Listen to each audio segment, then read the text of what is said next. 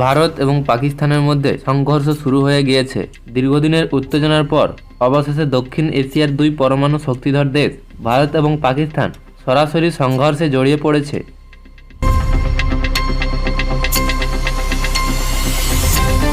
পহেলগামে ২৬ জন ভারতের নাগরিকের ওপর পাকিস্তানি জঙ্গিরা হামলা করে এবং সেই হামলার জবাবে আজ ৭ তারিখ ভোর ঠিক ২টো থেকে ২:৩০-টের সময় ভারতের সেনাবাহিনী ব্যালিস্টিক মিসাইল এবং বিমান হামলা চালায় গুরুত্বপূর্ণ পাকিস্তানি সামরিক ঘাঁটিতে এবং এই হামলার জবাবে পাকিস্তানও পাল্টা হামলা করে।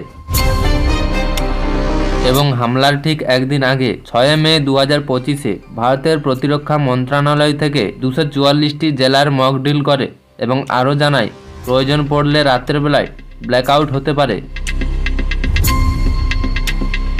ভারতের প্রতিরক্ষা মন্ত্রীর প্রতিক্রিয়া কি? আমাদের নিরাপত্তা নিয়ে আমরা কোনো আপোষ করব না, প্রয়োজনে আরও কঠোর জবাব দেওয়া হবে। পাকিস্তানের প্রধানমন্ত্রী জানায়, আমরা শান্তি চাই, কিন্তু যদি আমাদের আঘাত করা হয় তবে আমরা চুপ থাকব না। এখানে ভাববার বিষয় হলো এই সংঘর্ষ কেবলমাত্র দুই দেশের মধ্যে নয়, গোটা অঞ্চলের অশান্তি ও স্থিতিশীলতার জন্য এক বড় হুমকি। তো বন্ধুরা, পরবর্তী আপডেট পেতে সাবস্ক্রাইব করুন। এই চলমান সংঘর্ষের সর্বশেষ আপডেট পেতে আমাদের চ্যানেলটি সাবস্ক্রাইব করুন। আমরা আপনাদের সঙ্গে আছি সত্য খবরের খোঁজে। ধন্যবাদ।